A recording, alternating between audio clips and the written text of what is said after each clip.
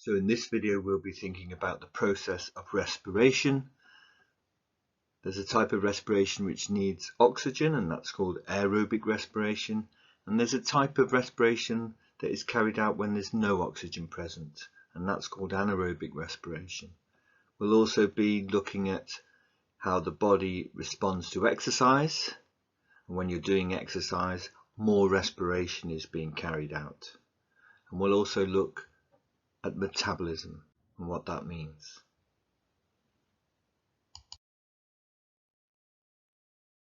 Remember, you always go to your page 2 and page 3 of each pack to study exactly what is in the spec. Now, cells need energy. Every single cell on Earth, every bacteria, every fungi, every plant cell, every animal cell requires energy all the time. Now, the main job of a cell is to make proteins. Lots of different proteins. Remember that cells and all living things are basically built out of proteins, so that's one job that proteins are needed for. But also remember that all chemical reactions being carried out in cells are speeded up by enzymes, which are made of protein. And so whatever kind of work a cell is doing, proteins are the key thing. And to build proteins requires energy, because it requires taking amino acids and joining them together to make a bigger molecule called a protein. Remember that the instructions for building all different kinds of proteins are there in the genes of the DNA of a cell. If every cell needs energy all the time, where does it get this energy? Well, it gets this energy from the process of respiration. The process of respiration releases energy from food molecules, because food molecules store energy in the bonds between the atoms of the molecule. Where did that energy get there in the first place? Well, all the energy that is present in food molecules is originally from the sun. And plants absorb light energy from the sun, and they transfer it to the chemical energy stored in the bonds of glucose. Plants also use glucose, as we've already seen in pack 10, to make other kinds of food molecules, including fats and proteins and DNA. So that process of respiration actually releases the energy from the glucose molecule and transfers it to another molecule called ATP. Now, ATP is like the energy carrying molecule that's used by all cells. A couple of examples of what cells need energy for: of course, movement, and in animals and humans we're talking about the contraction of muscles. That is work that requires energy. We get that energy by releasing this energy molecule ATP. We need energy for chemical reactions, as we've already said. Building new molecules such as proteins are needed to build new cells and new tissues. In other words, all growth and repair of organisms involves building new molecules, and that requires energy. We also know that active transport, for example in the roots of plants, requires moving molecules or ions against their concentration gradient. And in warm-blooded animals, including mammals and birds, some of the energy that is released through the process of respiration is used to actually heat the organism, keep their bodies around 37 degrees C. They do that because this is a really good temperature for enzymes to catalyze chemical reactions. Now let's just remind ourselves about photosynthesis, which we looked at in pack 10, and where photosynthesis uses carbon dioxide and water and transfers light energy from the sun into chemical energy stored in the glucose molecules. And respiration is the exact opposite process. It takes the glucose, breaks it down, and releases the energy stored in it. Now, just remember again that all cells on Earth carry out this cellular respiration all the time. They need a constant source of energy to do all their jobs. Remember that respiration is an exothermic process because it releases energy. The breaking down of the glucose releases energy. Now, the aerobic respiration refers to a kind of respiration that uses oxygen. When oxygen is used and combined with glucose, a process called oxidation occurs, and this releases a lot of energy. But aerobic respiration does need oxygen. And just one more thing. This process of respiration, it's not just a single chemical reaction. It's a whole series of reactions. And these reactions are catalyzed by enzymes. So, like other enzyme-controlled reactions that we've looked at before, it could be affected by pH and by temperature. So this process of aerobic respiration can be summarized in this simple word equation: glucose plus oxygen produces carbon dioxide and water, and in addition we release a lot of energy. Now, where there is no oxygen present, we can still break down glucose. That process is known as anaerobic respiration, and it releases a lot less energy than if oxygen is present. This is because the oxidation of the glucose is not complete in anaerobic respiration, so there's much less energy transferred than in comparison to aerobic respiration, where oxygen is present. So to recap, aerobic respiration, the word equation is glucose plus oxygen produces carbon dioxide and water and a lot of energy. But when there's not enough oxygen present, cells can go into anaerobic respiration. This can happen, for instance, if you're running a very fast sprint. So the muscle cells start carrying out anaerobic respiration. Again, this means that the oxidation of the glucose is incomplete, so much less energy is released. And actually the products are different as well. And so the word equation for anaerobic respiration in mammals is glucose goes to lactic acid, and a lot less energy is produced. Now, anaerobic respiration also occurs in plants and microorganisms when there's not enough oxygen. Now, in plants, anaerobic respiration might take place if the plant is growing in a waterlogged area and the amount of oxygen in the water has been used up. And the specification gives an example for bacteria, where if there's bacteria infecting a deep puncture wound, again, there can be a lack of oxygen, so the bacteria carry out anaerobic respiration. The products of anaerobic respiration in plants and microorganisms are different to animals. The most common one really is glucose is converted to carbon dioxide gas and an alcohol called ethanol. There's also a bit of energy produced, but much less than if oxygen were present for aerobic respiration. Now, the products from anaerobically respiring microorganisms have been used by humans for thousands of years. And today, anaerobic respiration in microorganisms is used for commercial production of many products and so has economic importance. And this is stressed in our specification. For example, microorganisms are used to make bread, to make alcohol, and to produce biofuels. Now, the microorganisms in these processes break down substances in anaerobic respiration, and this is often called fermentation. So yeast is used in bread production. It's a type of fungus that lives as single cells rather than as a multicellular fungus like various species of mushroom. But the yeast digests the sugars, the carbohydrates in the flour, and it produces carbon dioxide gas. Now this carbon dioxide gas causes the bread, the dough mixture to rise because it's creating these pockets of gas, and this gives the bread a nice spongy texture.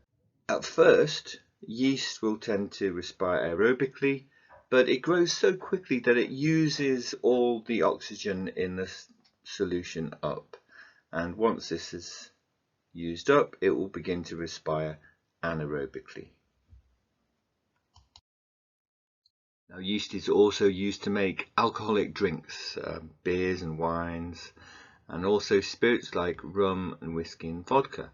Now, during fermentation, remember fermentation really means anaerobic respiration, the yeast cells convert the glucose that is given to the yeast at the beginning of the brewing process, and it converts the glucose into ethanol, which is the name of the alcohol.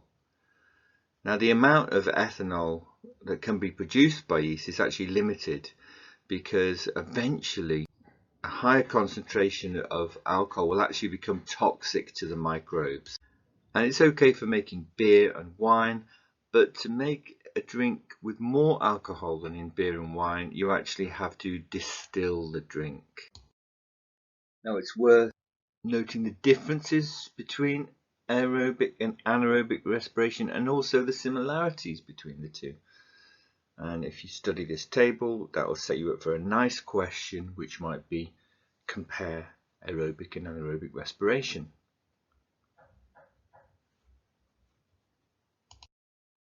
Now, using this simple apparatus, we're going to measure the effect of temperature on the rate of respiration in yeast.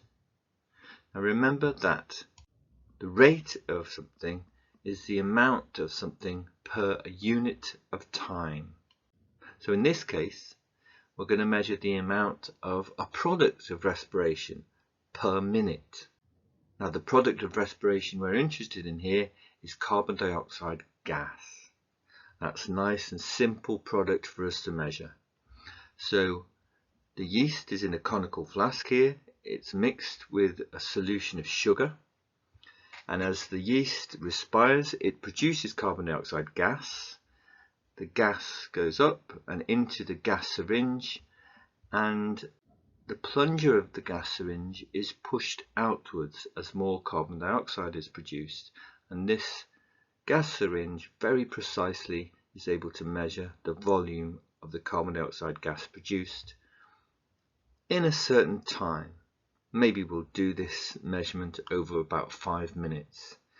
And then to work out our rate, we must divide the volume by 5. Because remember, the rate is always a single unit of time. Now we'll look at the apparatus again. Above the yeast and sugar solution, we've got a layer of oil.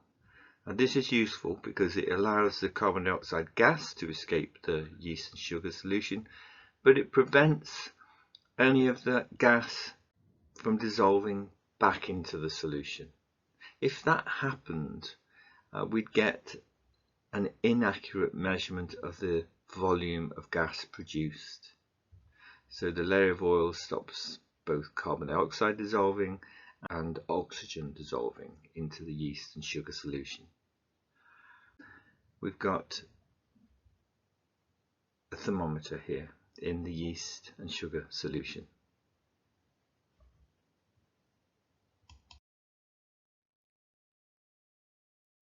So, to measure the effect of temperature, remember in this case, temperature is the thing we're going to test. Temperature is the thing we're going to choose, and it's our independent variable. Now, a good rule is we would have 5 different values for any independent variable we were testing. And in this case, just arbitrarily, we've decided to use 5 different temperatures starting from 10 degrees, 20, 30, 40 and 50 degrees centigrade. Now our dependent variable is the thing that we're going to measure during the experiment, and that is the volume of carbon dioxide produced in a certain time. Now the other conditions must all remain the same, and they are our control variables. They would include the amount of yeast we started with, the concentration of the sugar solution we started with, the pH. They were probably the key variables we need to control. Remember, they have got to be the same in every experiment.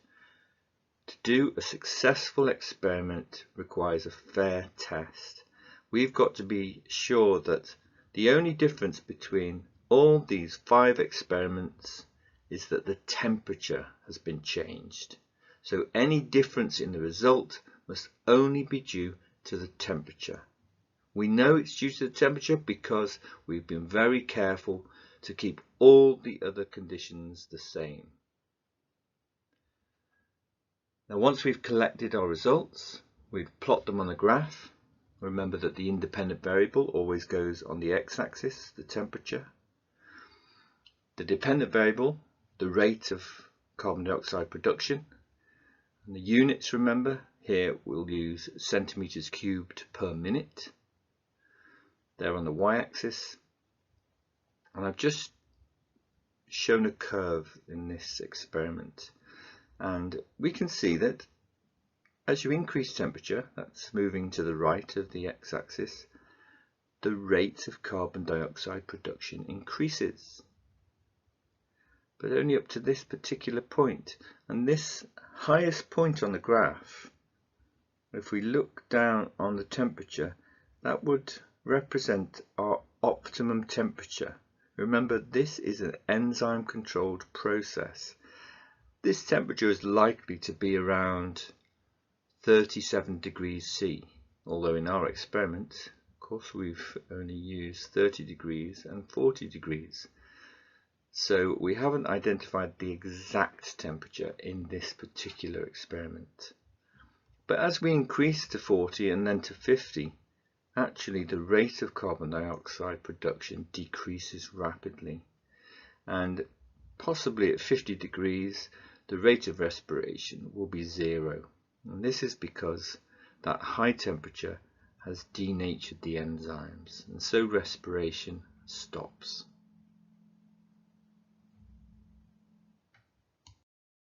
Now the next section of this respiration unit is about the response of your body to exercise.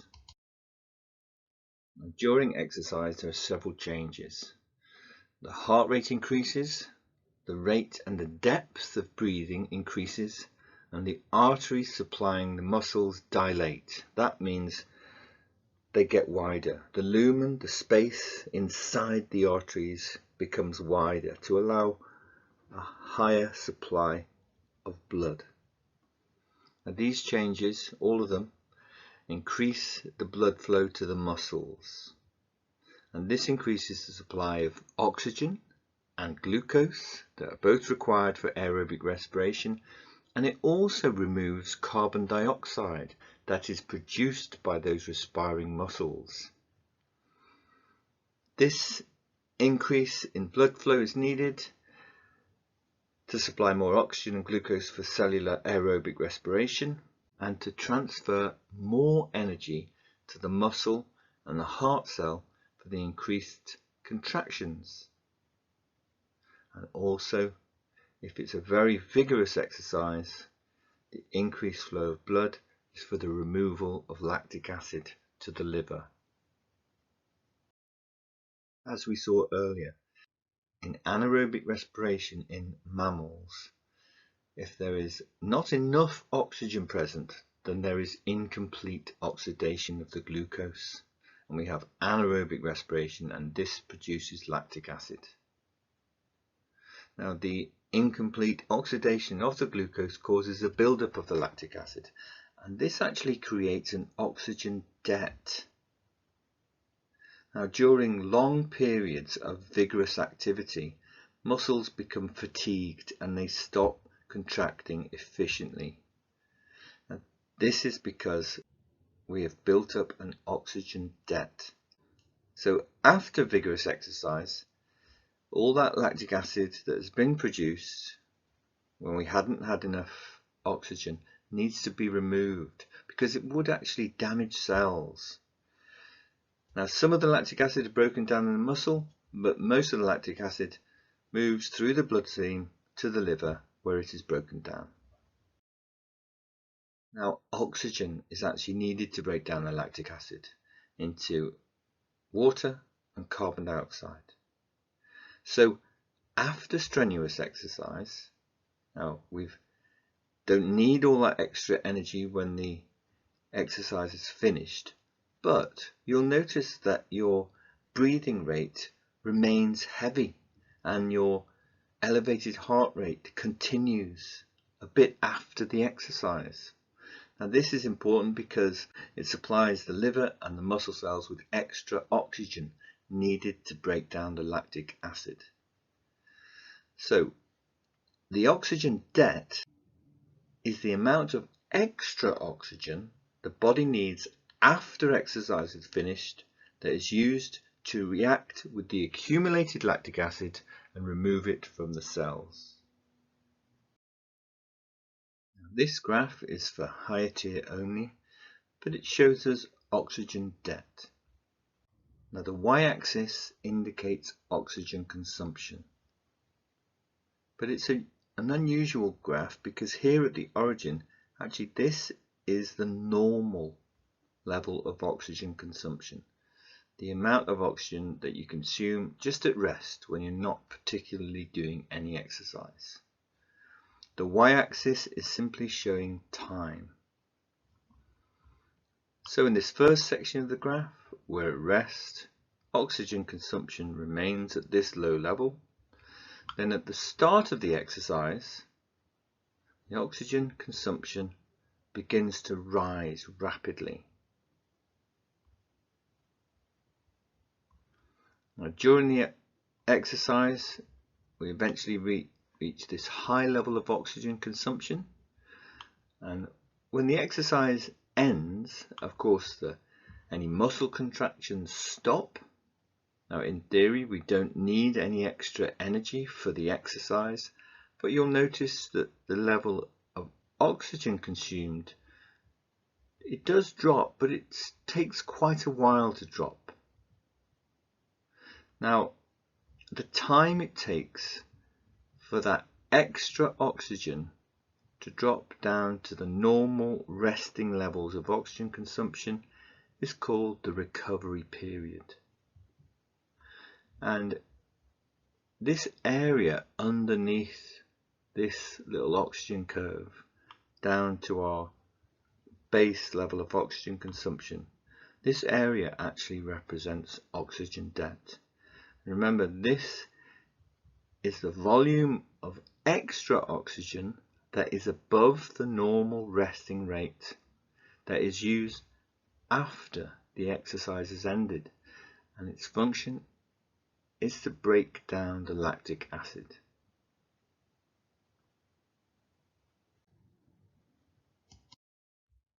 Now, the final section of this unit is about metabolism. Now, metabolism is the sum of all the reactions that are happening in a cell or in a body. They could be split into two types of reactions. They are breakdown reactions. They're the kind of reactions, for instance, in digestion, where we break down big molecules into smaller molecules. But there are also synthesis reactions, where we are building bigger molecules. For example, when a cell makes proteins out of amino acids. Remember, all of these reactions require enzymes. Now, breakdown reactions are reactions that turn larger molecules into smaller ones. They're exothermic because they involve breaking chemical bonds, and that releases energy to the environment. An example of an exothermic breaking down reaction is respiration itself, where glucose is broken down eventually to form carbon dioxide and water. Now, within the body, excess protein can be broken down into amino acids, and they are converted into a toxic substance called urea, and this is removed from your body via the kidneys in your urine. Now, synthesis reactions involve bringing together smaller molecules to make larger ones, and synthesis reactions require energy that is got from respiration, because synthesis reactions require making new chemical bonds to join the smaller molecules together. A couple of examples here. Glucose is produced by plants and algae during photosynthesis. That's a synthesis reaction. Some of that glucose is also joined together in a synthesis reaction to form insoluble starch. Or some of that glucose is joined in a synthesis reaction to make cellulose for cell walls. Now, in animals, similarly, glucose is joined together in a synthesis reaction to form the large glycogen molecule, and again that's stored in the liver. Lipids are also made from fatty acids and glycerol being joined together. Remember, the lipids are needed for cell membranes and as a store of chemical energy. In plants, glucose and nitrate ions are joined in a synthesis reaction to make amino acids. And these amino acids in all cells are joined together in a particular sequence from the gene and the DNA to make particular proteins during protein synthesis. Remember, all these synthesis reactions involve making larger molecules from smaller ones, and because chemical bonds are produced here, we need the energy released from respiration for synthesis reactions. So, to really master this material, I suggest you do the following things. So, study the spec on pages 2 and 3 of this pack. Complete all the tasks in the pack, including the exam questions and the last few pages. Use the sections from the textbook or the revision guide to help you, and they're on the VLE. When you finish the pack, compare and improve your answers to the answer pack that is on the VLE. Remember, note any questions you need to ask in the space that is provided on page 3. It's really important to do this, and you can ask me about it in the next class, whether it's online or in person.